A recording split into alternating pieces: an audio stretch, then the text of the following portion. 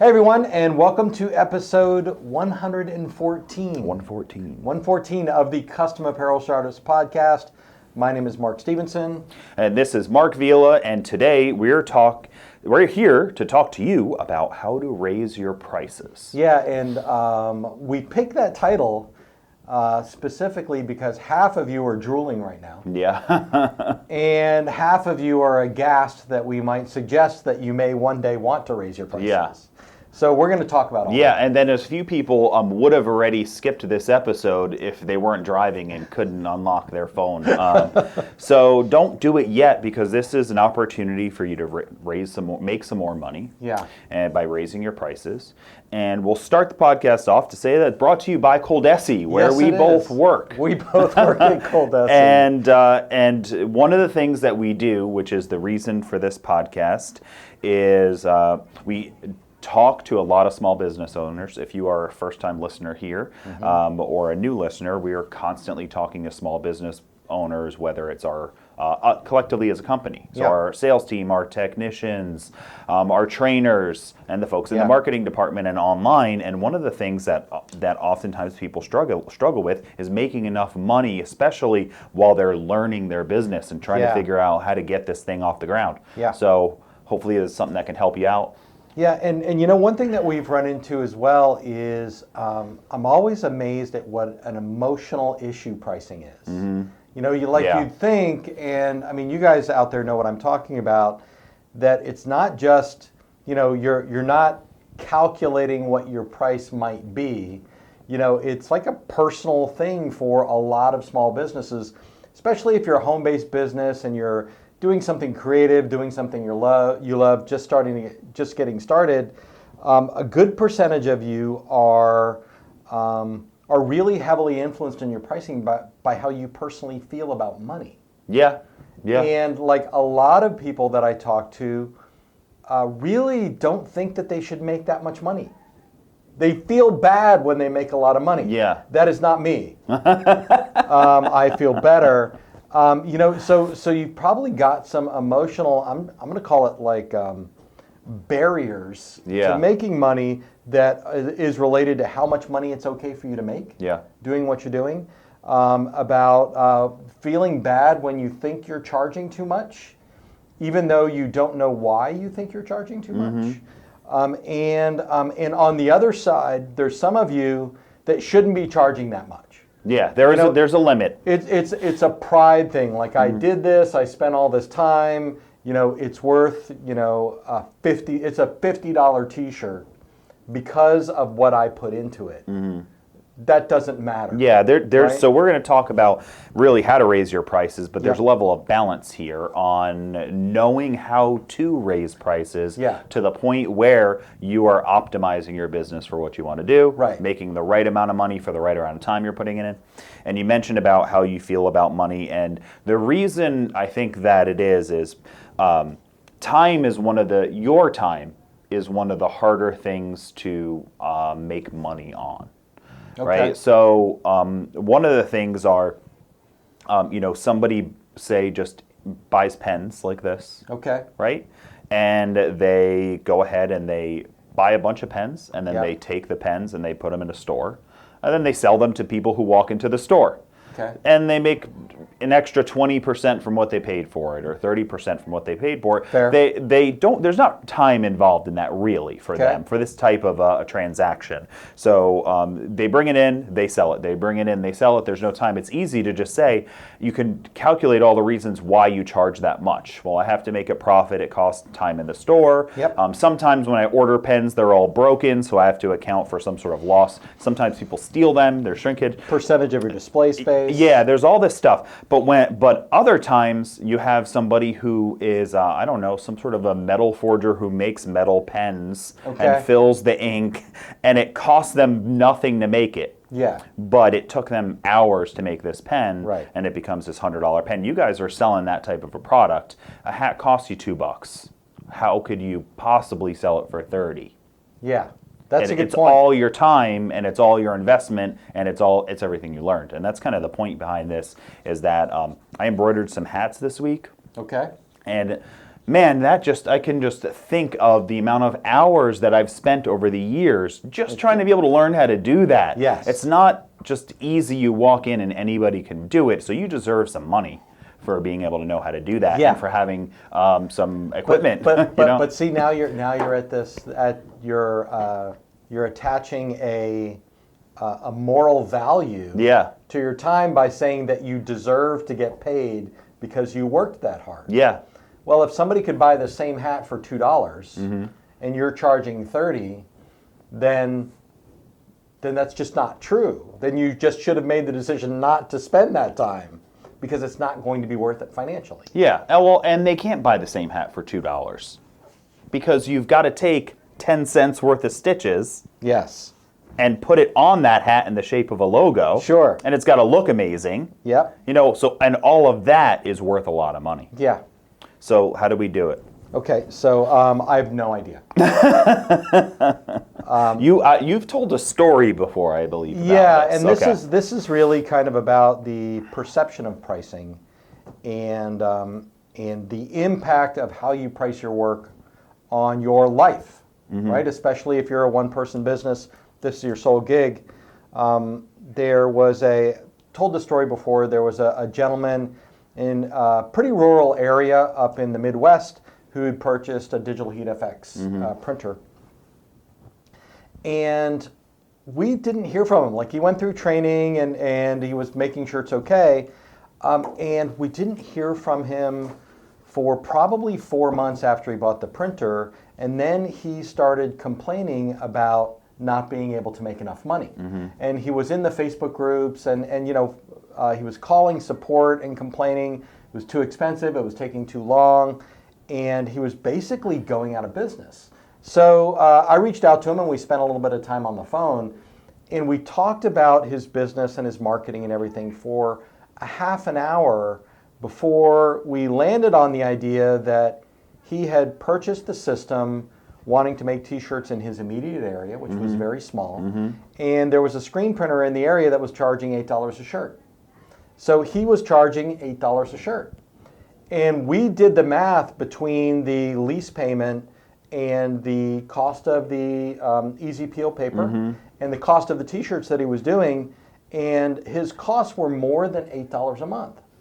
Or $8 a shirt. $8 a shirt. Well, close enough. Right, same thing.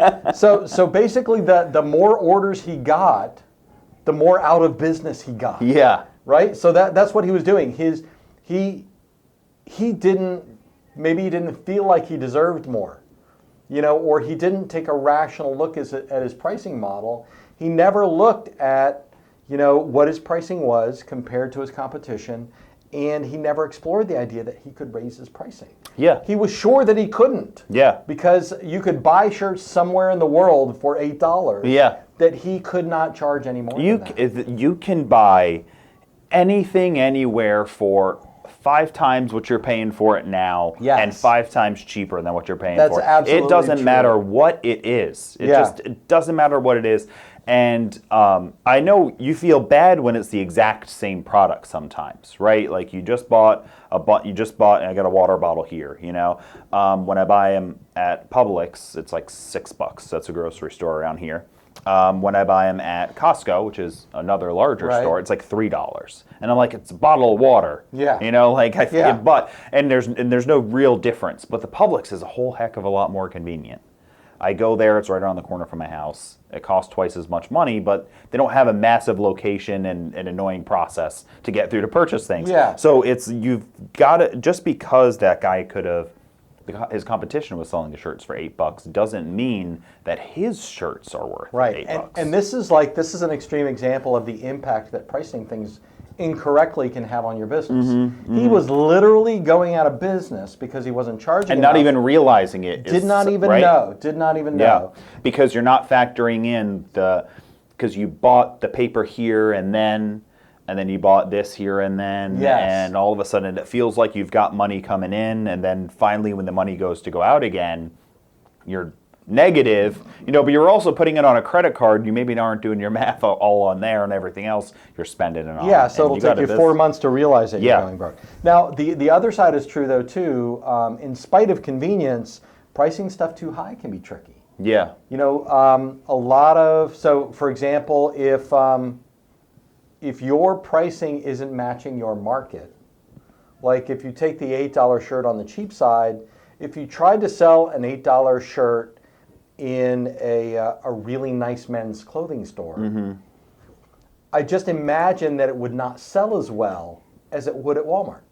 Yeah. Right? Because you're not expecting, if you see an $8 shirt in a high-end men's store, you're just going to assume there's something wrong with it. Yeah, this is the one that nobody wanted, and it's on clearance for some reason. It's not cool. I'm not even going to look at it. Yeah, the one that's $25 over there, that's the one that it's fresh, it's brand new. Yeah. You know, and there is that perception. Yep. Then again, if you're doing a simple white lettering on a black T-shirt and you want to get $35 or $40 for it, that may be too much, and it reduces the number of people that are going to buy your garments. And while each individual sale might be profitable, your overall business isn't going to make it. Yeah, and right? and I know we've talked about this a lot of times, and this isn't the exact episode for this because we can go into it. But there's so many reasons why you can charge more. Yeah. And so maybe a bird's eye view or some of these things are like with the digital printing. He could have printed a shirt like right then and there for somebody. While you in wait. like 5-10 minutes. Yeah. And the screen printer's probably not doing that for most all of his jobs. Guaranteed. Unless the He's not screen is doing literally it. on No, the press he's not and the gonna do ink it. was on the press Yeah. and the shirts were in his hand. He's not going to just print you one more. Right. So there's that. It's also, you know, the amount of colors. A digital one can be 100 colors. The screened one's probably not more than 4. Yep. You know, and these are typical things. The same thing, and it goes true with everything that you do out there. And it doesn't matter if it's if you're doing vinyl T-shirts or embroidery or DTG printing. There, when you start comparing it with other things out there, there's something that you can definitely deliver better than somebody else who's charging cheaper. So you've got to focus on that stuff. Yeah.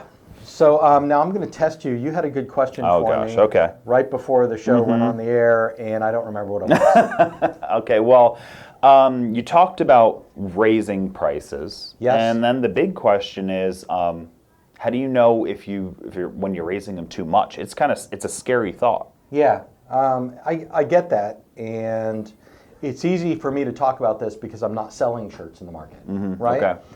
So I don't have anything at stake. Yeah. So in general, you know when you're pricing things too high. If you're already in business, if you're already in business and selling shirts, you know if you're pricing things too high when people don't buy them. Yeah. I mean that's really it. Yeah. You know, is the market is going to tell you what your prices should be. If you make your own designs and you try to sell them, and you've got your market defined and you're doing everything correctly. You know, you've got a good marketing strategy behind it, and you're selling them for, you know, $30 and no one's buying them. You might want to try it at $25. Yeah. Right? And then if more people buy them, then you'll know you're closer to the right price. So that's the idea behind pricing strategies, is we've had different prices on different supplies and equipment that we've sold. You know, we've experimented with different prices.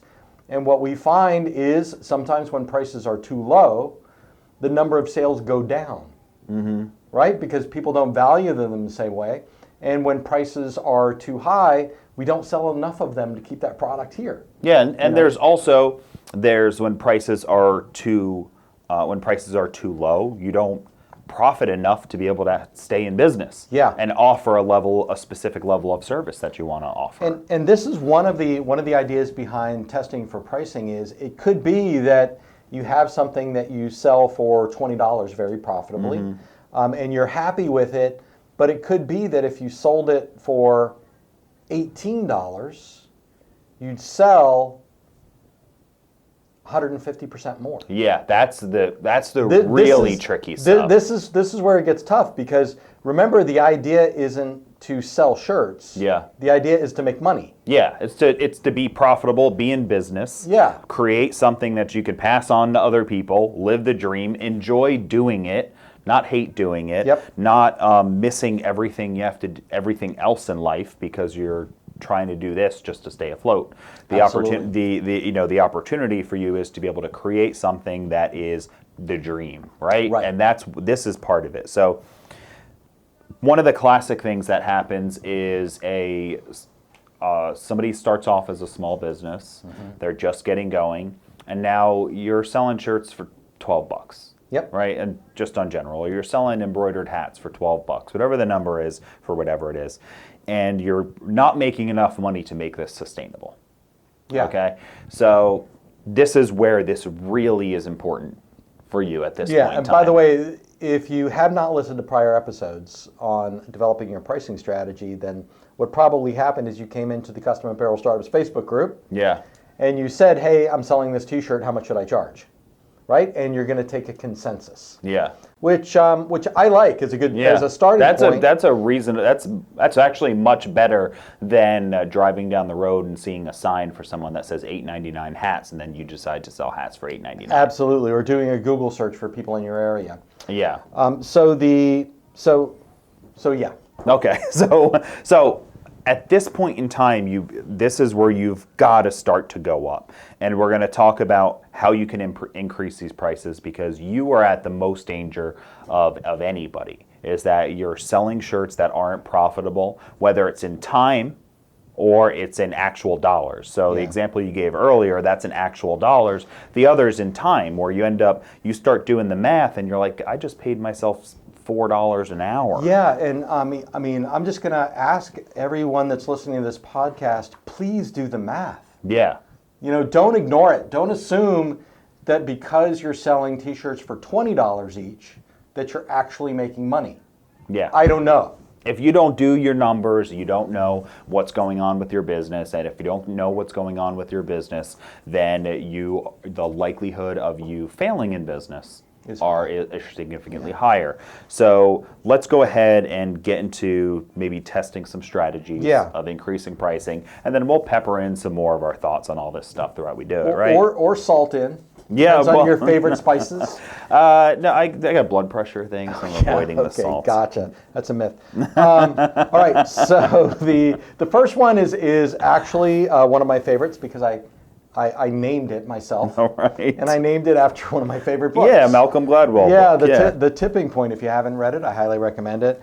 But what I'm going to call the tipping point method to raising your prices is just to do it slowly.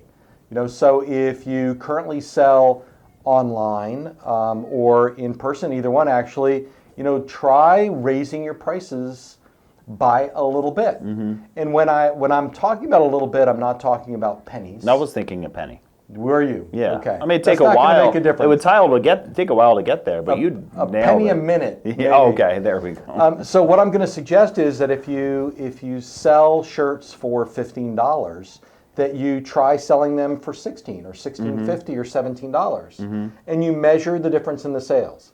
Now this is kind of an A or B, because you're not doing them concurrently necessarily. You're just going to gradually raise your prices a little bit at a time, and you're going to look at your sales every week or every day or every month, and you're going to pay attention to two lines. The first one is the quantity, and the second is your profit. Right? So if the quantity keeps going up or stays the same as you raise your price on your shirts, that's a huge win. Yeah. Because you're making more per shirt and you're selling more shirts. And believe it or not, that does happen. Now I'm going to make this. I'm going to make this extremely harder for you right now. Okay, I'm so ready. you are a newer, smaller business. Yes. So month one, you got 2 orders. Month 6, you got 15 orders, something like that. You're just gradually growing, but you realize you're really not making the money that you need to make, and you start doing all these dollar per hour type of stuff. Yep. And I can never even afford to hire an employee, because I can never pay somebody as little as I pay myself to do this. So saying that, you're already incrementally growing. 2 orders, 4, 6, 8, 10, 12, right? And you're growing a little bit. So as you're raising these prices, how do you properly measure that number? Because you are already growing. Yeah, it's tough. One of the things that you can do is you can just plot your growth. Okay. Yeah. So you can just do a traditional chart with PowerPoint or Excel or Google or whatever that just has your sales every month and just draw the line, sales and quantity, and see how much you're growing. And as you change your profit, as you change your pricing, just make sure that line is going in the same direction. And then if not, you can adjust. Yeah. Okay. So you could also just like steal your 4th grade kid's graph paper. You could do that. You could plot it that way if you want to. Okay then. So that is a good point too, because that's something that we do look at. Is you plot your data as much as you can. You could do number of orders, units of shirts, dollars coming in. These are all 3 Profit things. per shirt. Profit per shirt. Profit overall, and Yes. chart all of this stuff, and then you can look for trends Yep. on what's going on. If you're a fan of The Office, these are the TPS reports. Yeah. They really, and we do a couple of dozen. Yeah, we do a lot of them. Month. We do a lot of them, and we figure just because we want to know the business. Yeah, absolutely. And this way, somebody comes in and says, "What's going on with this in the market?" We know what's going on. Hey, you know what? I really like the tipping point too, especially if you do a face-to-face or a market business or a retail business, because you'll get immediate response. Like if you don't say anything about the price, we've got a bunch of customers that do a market every week. Yeah. Oh, right? yeah. So if you're selling shirts or promotional products at a market every week, then raise your prices $2 a shirt, and count the number of sales that you get and see if anybody says anything. But Mark, I bought shirts from you a few times before. They've always been $16, or are they $18? Yeah, there have. Do you think 18 is too much? Because we thought it was fair. Well, you just always sold it to me for 16. Yeah, that's before. true. If you want, you know what I can do is pick a couple of shirts and I'll sell you them at 16, and then bring $4 extra with you next time you come. Okay. You know what I mean? Yeah. Like we thought it was worth the extra $2. Do you still like those shirts? Yeah. How long are those shirts going to last you, do you think? Are you going to walk down to the 2 stalls down and spend $4 on a Coke and a bag of popcorn that are going to be gone in an hour? Spend $2 with me. Yeah. You know, just make the case. Yeah, and if they notice. If they do. And I would also say that, you would just have to be, I like being like just really honest about this stuff too. Sure. You just say, with the cost of doing business and the cost of shirts, everybody wants to blame everything on tariffs now, so just say that word. But none of your stuff comes from China. Yeah, but tariffs. Tariffs. But you could just talk about, listen, the cost of doing business, I'm trying to grow my business, I'm doing different things like that. I've been looking at it, I really think that $18 is still a fair price. Yeah. I'm doing a lot of things to improve the work I put into them and improve like the quality of the product I'm delivering. I really think 18 is a really good price, and I'd love for you to stay my customer. So here's what, because you were surprised today, $16 for all the shirts you want to buy today.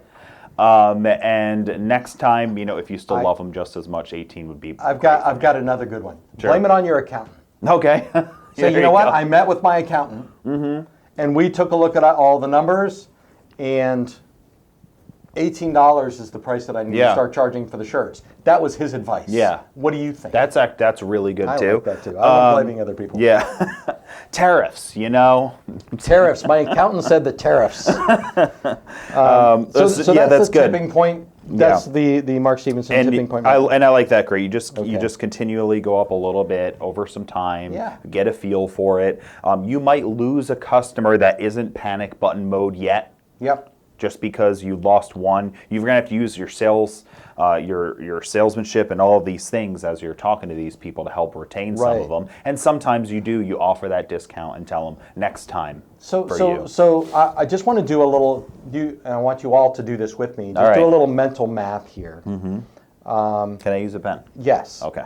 For your mental math. So do you have to imagine it? So let's say that you make $10 a shirt. Most of you make more than that if you're in retail or going to markets and things like that. But let's say if you make $10 a shirt now and you raise your prices by $2. Your costs all stay the same. So that means you're going to make an extra $2 a shirt. So you would have to sell, if you didn't make that price change, you'd have to sell an extra 5 shirts to make that same amount of money. Or you could look at it, you can sell 5 less shirts. 5 people can go decide to shop somewhere else, and you would save the work it took to make those shirts, and you'd make the same amount of money. Or you're making an extra 20%. I mean, that's huge. Yeah, and the part where you say, you lost one or two customers, Yeah. but you made the same amount of money, it's a scary feeling and thought. Yeah. But you're actually making the money that you need to make to stay in business. Yeah, but it's also kind of like if you have a day job and you could get the same amount of money for working 20% less time. Yeah. That's what? That's over an hour and a half to work less but make the same amount of money. Would you do that? Yeah, and that's actually where I was going with it on the money you need to make to stay in business. Yeah. Because so many people start side jobs and side hustles and they quit them because the effort and time they're putting into it is just not worth what's going on. So this will help to make it worth it. So number 2. Yes, number 2 is a new product change tactic. Okay. And I like this. It's a little bit of a safety valve. If you're uncomfortable with the tipping point, or you could do both. If you bring in a new product or you have a new design, then that's a great time, an excuse to raise your prices.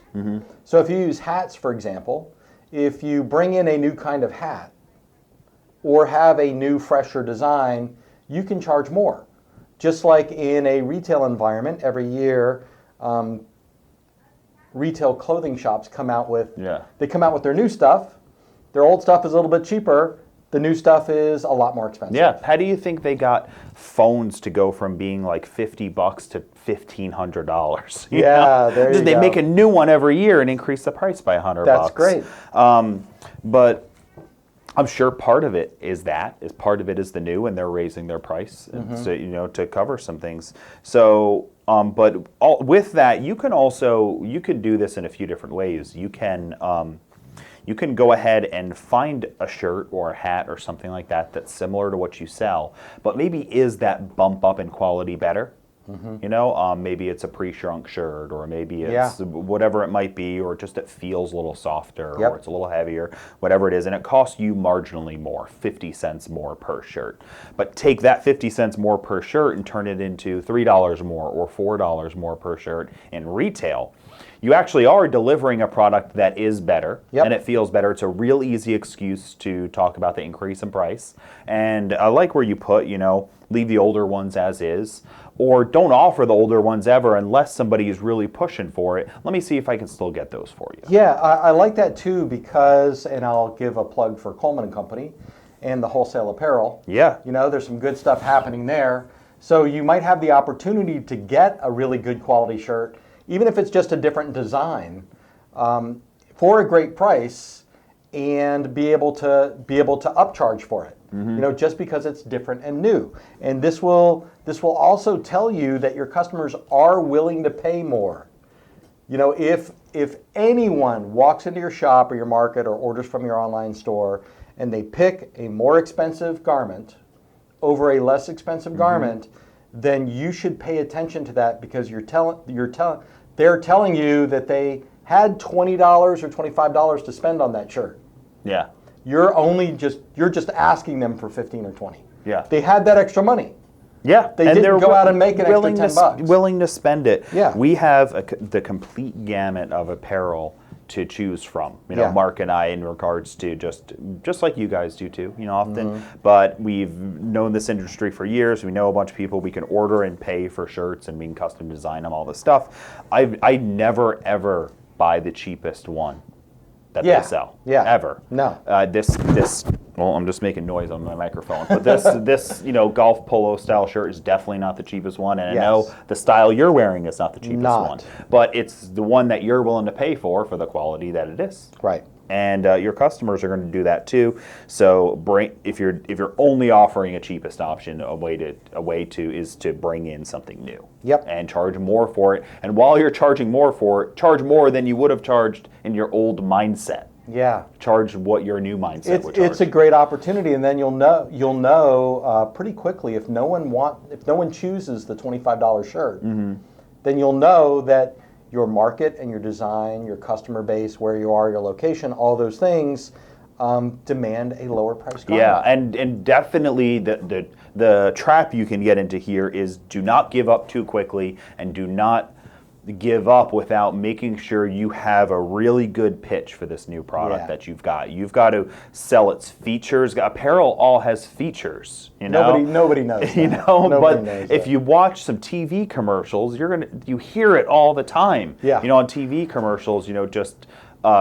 different sports apparel or different things, like they talk about it not shrinking, or they talk about sweating or not smelling or not staining, Yep. or whatever it is. Every shirt that you buy from a wholesale vendor has a description on it with features of the garment. Learn how to sell those features before you give up on the price. I agree. Now, number 3, I think, is pretty much right in your wheelhouse. Okay. So we want to talk about using discounts and offers to figure out if lower prices might work. Yeah, sure. So to figure out if lower prices specifically. Yes. Okay. So it's pretty simple, right? You have your price that you have, and this is a blend of if you're getting too high or too low. You've got that shirt, say that's $25, Yep. and you're trying to sell it. So you can immediately offer a discount on this garment. Say it's not selling too much, and you could offer a discount. Hey, I've got 10% off this particular one. And you take $2.50 off this $25 shirt. And you look to see what kind of impact that actually makes in the sales. So if you do, say you're not selling them at 25 and Right. you lower it 10%, and you're still not selling it, so maybe you lower it another 10% and you're still not selling it. At this point in time, it's either the shirt is not worth that, your market doesn't want it, or you can't sell it. Yeah. Yeah, agreed. And you kind of get the opportunity to do the reverse math here. We talked about selling fewer shirts, but at a higher profit margin as being a good thing. Well, what if your labor impact isn't too much, and you realize that instead of, selling, let's say, 300 shirts a month at a $10 profit, that if you found the right garment and the right deal, that you could make $9 and sell 500 shirts. Yeah. So discounting doesn't mean that you necessarily are going to make less money overall. Home Depot doesn't make less money because they give you a deal on lights.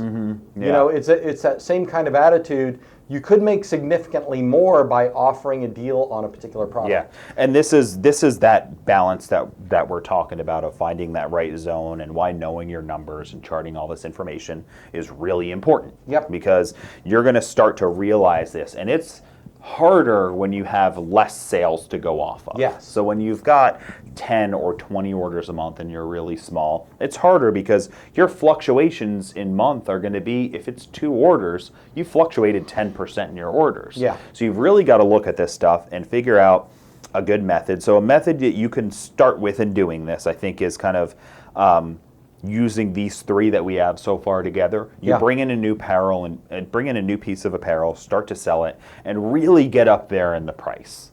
All right, not ridiculously, silly high. See, but high, like a level uncomfortably high for you. It's got to be uncomfortably high. I want your friends to call you a name. That's how, what? Like, you'll never sell something for that price. And then I want you to charge a little bit more than that.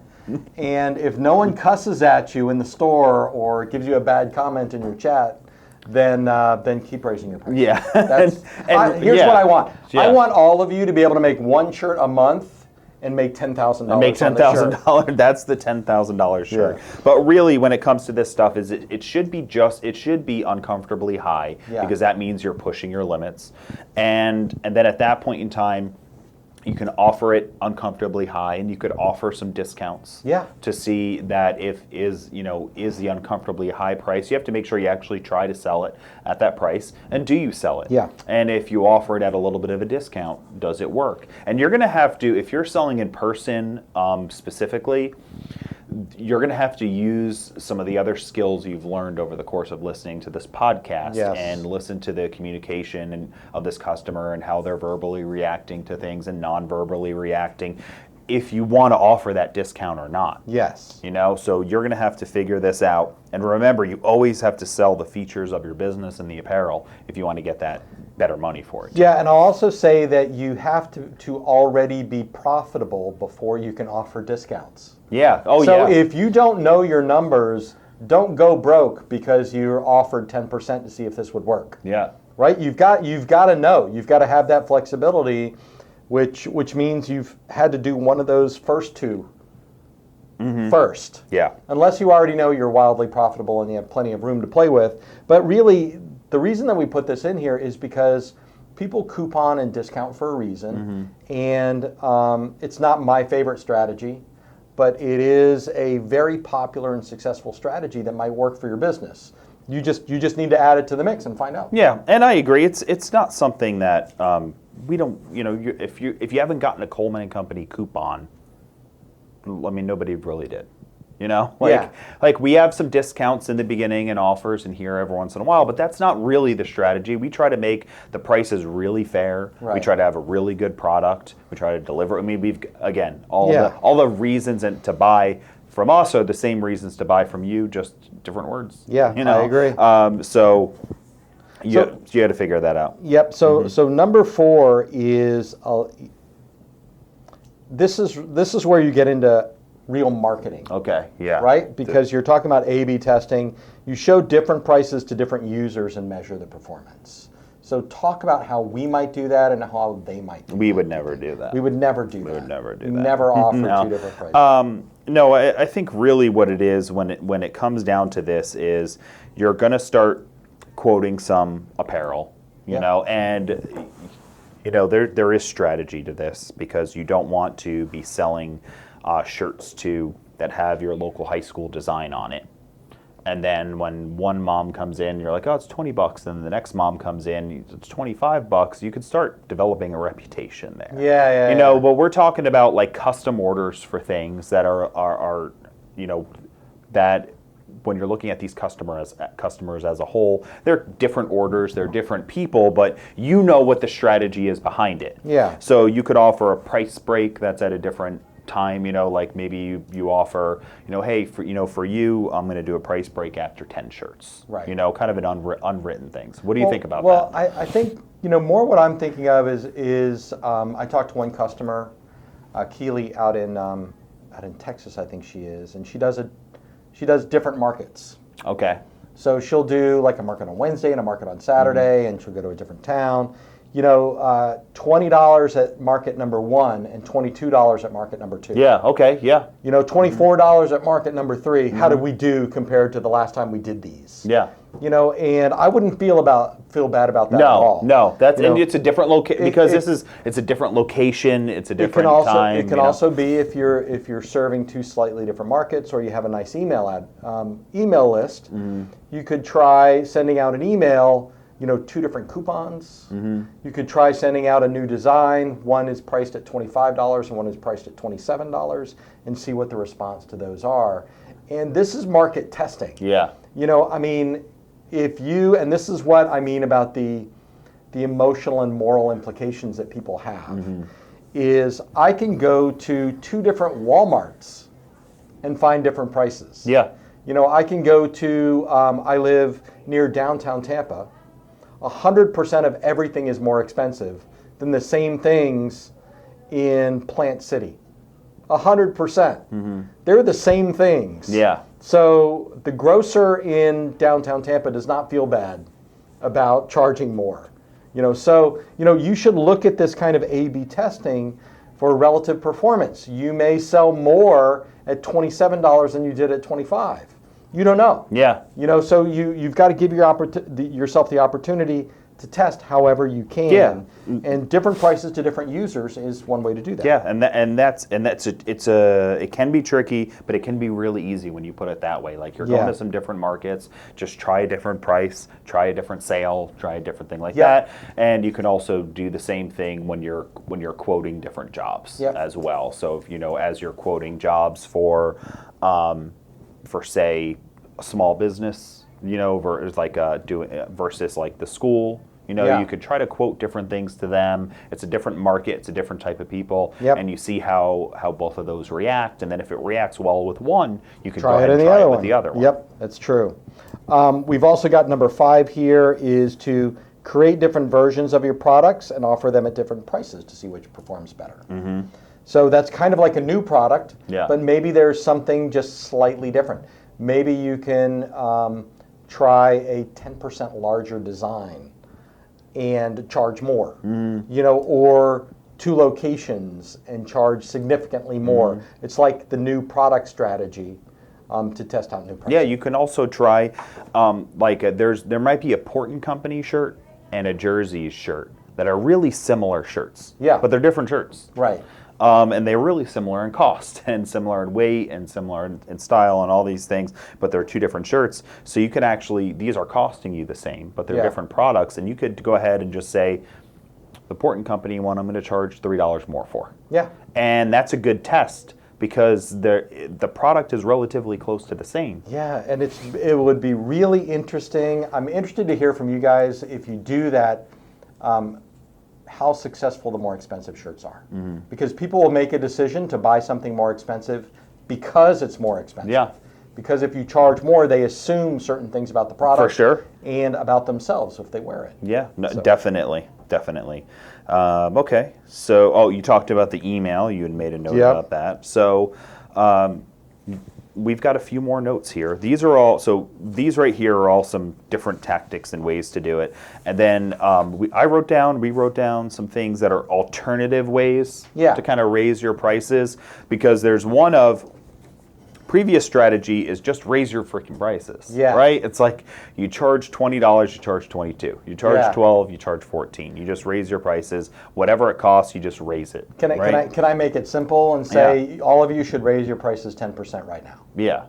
I should have started with that. Just forget testing, just raise your prices by 10% and see what happens. So but here are some ways that you can raise prices in a softer way, in a way that doesn't feel as brute and as harsh. And also, you can raise your prices 10% and still do all of these things. Yeah, absolutely. So you could do these in addition too. Yep. So if you're trying to get to 20% more, this is a way to get that extra 10%. Okay. So adjusting discounts on volume. Okay. So typically, a way apparel will go is you buy 1 shirt, it's this. You buy 10 shirts, it's this. Yeah, 50, 100 plus. I get it. So move those tiers. So if you normally charge 1 to 10 shirts, it's the same price. You get a discount at 10, move it to a dozen. Move it to 15. I get it. That's a good idea. So that means a percentage of your orders, that order that was 11 shirts you used to give a 15% discount on, that order of 11 shirts no longer got that. So they have to do one of 2 things. They have to buy 4 more shirts, win, or they pay more money for the 11 shirts. I love that strategy. That's great. So so just bump it up across the board. Yes. And this is something else that you can do when you had mentioned the tipping point method. Yeah. You could do this as well too. Yeah. 10, 12, 15, and maybe you get up to 20 before you get your first discount. And there are plenty of places that do that. They don't offer a discount until you get to a pretty big number. Yeah. Add value extras. Yeah, if you're not doing this part, then you have not nearly listened to enough podcasts. Yeah. Right? We're constantly talking about bumping your average order value and the profitability by adding more things to every order, by offering more profitable things to everyone that buys anything from you. So you raise all your prices of all your hats and shirts and things like that by $5, a good number, but you give some value with that. So so some things you could do are, like, you include a card with wash instructions on every shirt. You could buy a stack of 500 or 1,000 cards for their pennies a piece. Yep. So now every shirt comes with a tag with wash instructions. They're all individually bagged with a clear bag that you get from Uline that cost, again, pennies. You're kind of raising the customer experience. You're raising the customer experience. You're raising the value, so when they receive this, it feels like it's worth more. And it is worth more, for one, because you are providing some value to that. There is value to those things. And you can also offer some things that are that aren't necessarily tangible but are nice to say. Like one idea that I said was a 25 with every shirt that you buy from us. When you buy more than 20 shirts, you get a 25% size exchange. What does that mean? That means that if you order the shirts and you have one or two people that the large or the extra large wasn't right for them, and it's too small, and they couldn't trade, then they can bring that shirt back to you. You'll take it, and they could buy another one for 25% off the original price. That's good. I like that. And you can give them a little, or whatever percent off you think is the right percent off. Yeah, but that's like a comfort guarantee of some sort. That's pretty good. This is kind of one of the strategies that ColDesi uses. Is we add so much additional value for the same price. You know, you don't pay for a direct-to-garment printer and then pay for training and then pay for support. You know, we make it a pleasant and easy transaction, and we throw in things like a couple of T-shirts for you to test your printer out. There's a webcam that we send out, you know, as a value add, so you can work with our support and training people if you're having any kind of an issue. So we build as much value into our products as possible, and that's how we maintain the prices that we charge. And with that, it's like a webcam doesn't cost a lot, right? But the value to everybody in the transaction, it's worth so much, right? Huge. So like I consider it to very similar to that wash instruction card. You know, that's kind of the training for the user to, when they get their shirt, how to put it in the wash. It improves their experience. So the webcam improves the owner of an embroidery machine's experience, because they can plug it in and say, here, this is what it's doing. It improves the trainers and technicians' experience, because they can say, here's how you fix it easily. And the same thing with your customers. So provide things like that add to the experience, and it's worth more. And you're able to get the price that you know is fair for your product, really. And sometimes you do have to do things to be able to really get the price that's fair for your product. So tell me about this idea number 3 here that you have about raising fees. So a lot of folks, like, they have no setup fee. Charge one. $10. Go modest. 10 is better than 0. So you're I see. So you're talking about somebody, you've got digital heat effects. Somebody brings you a graphic that they copied and pasted off their website. Right? And a lot of our customers will just incorporate vectorizing and making that legible into the price of the T-shirts. You're saying they maybe adding a $10 or a $20 fee on top of it. That'll definitely impact. And just start adding fees. You know, if somebody doesn't have their art ready, just start to charge a little bit of a setup fee. And plenty of places do it. It's nice to say we have no fees, but I don't have any data to say that saying you have no setup fees actually gets you any more sales than if you did have a setup fee. But I do know that if you don't charge a setup fee, it 100% eats into your profits. Right? Because if you've got a 10-shirt order and you're making $10 a piece, that's $100. But if it takes you 2 hours to redo their art, you've got to assign a value to that. As opposed to if you charge them $20, you know, you just made an extra 20%. So this is something that you could do, and you don't necessarily have to do all of these things, but these are all ways that you kind of figure out for yourself. No, the no setup fee is really part of my marketing, because everybody in my area and people are liking that. Great, then you do a different one. So next one we've got is increase costs for something of a higher perceived value. So this one's kind of cool. If you sell glitter, like vinyl, and you put that on T-shirts or something like that. It's kind of like like you're offering a new product. You know, even though it's not going to add tons of expense, the perceived value is definitely higher. So you charge more for something like that. You might sell a bunch of different caps, but you never did like a moisture wick, type of a cap that's got a performance cap. So their performance cap might only be 50 cents more, just like we talked about before, but you charge $4 more for this cap because there is a better perceived value for it. And that's just the way that a lot of things Is work. the one with the propeller and the fan, or are Yeah, those, is that a better value? Has somebody asked where to get those wholesale yet? Absolutely, Apparel Store? Okay. 100%, 100%. All right, so I like number 5 here is just a suggestion about the timed price increase.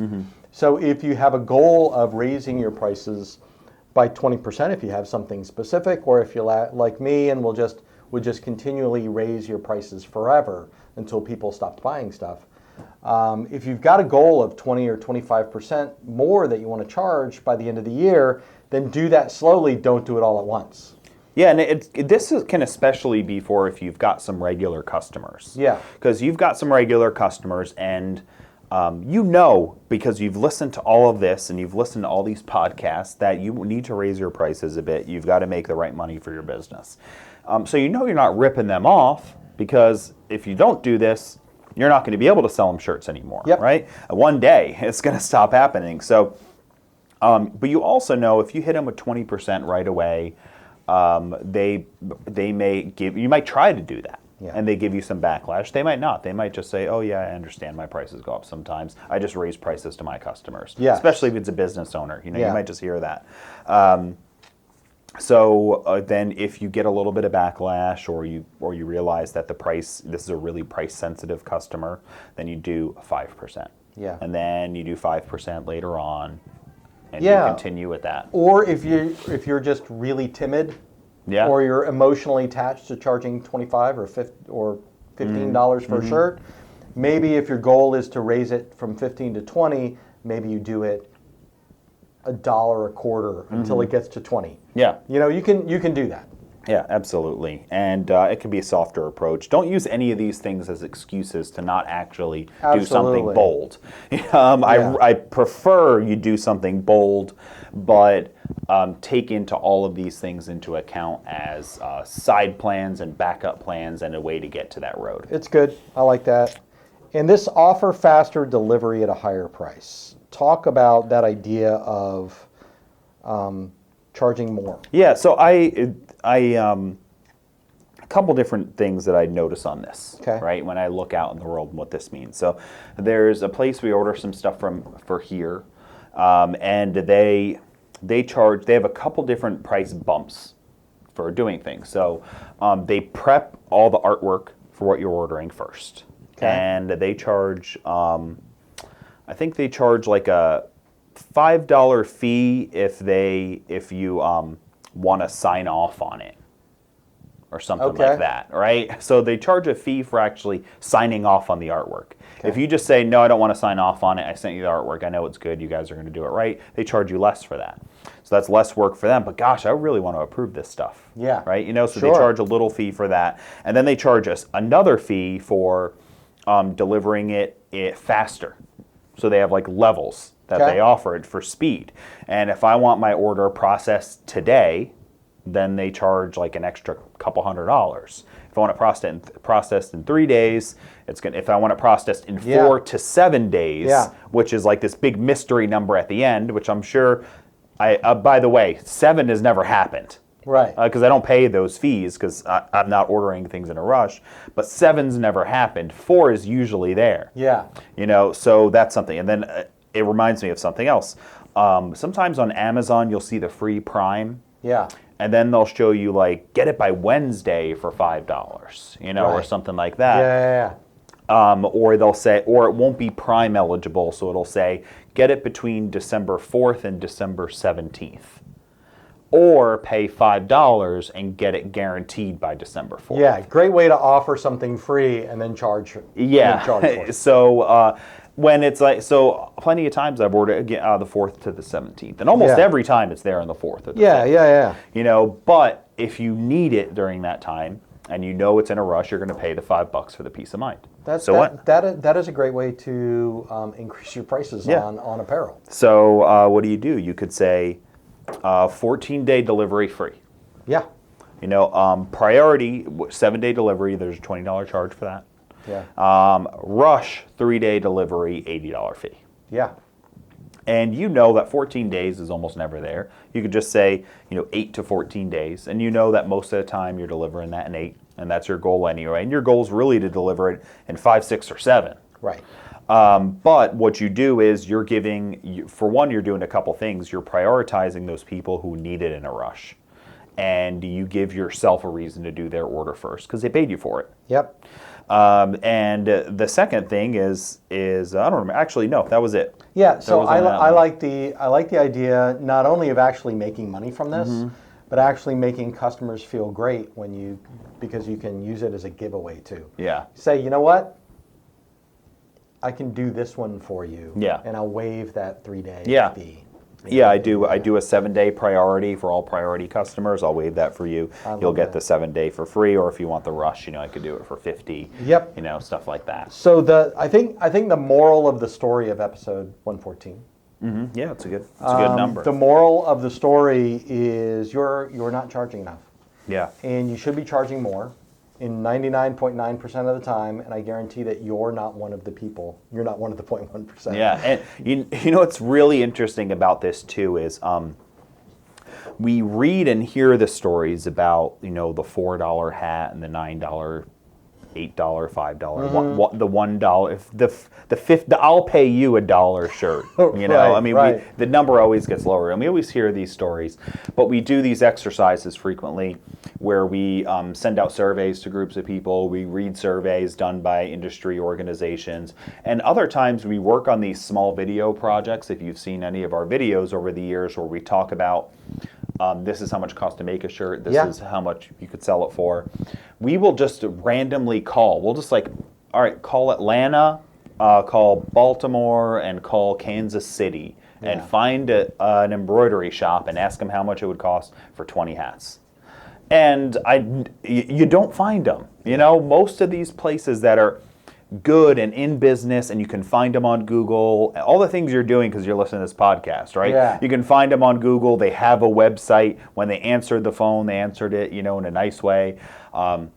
They had a pricing system readily available to quote, all of these things of a good and successful shop, and they're all charging relatively this really fair price where I know that they're making money on it. And they're not ripping anybody off. They're charging the right amount of money that it costs to make this and stay in business. Yeah, I love that. Yeah. So, okay, so 2 morals of the story. Okay. But they both boil down to you're not charging enough. And there are some strategies that you can go through. And I'd say this is one of some of the show notes that these folks should print and put up next to their computer or next to their embroidery machine or whatever it is to think about every time you get an order, every time you quote an order, every time you hit the road to sell some shirts. Yeah, that's great. And one last thing to think about here is, so we humans, people, business owners, I don't know what trait it is about us, but you hear about it all the time.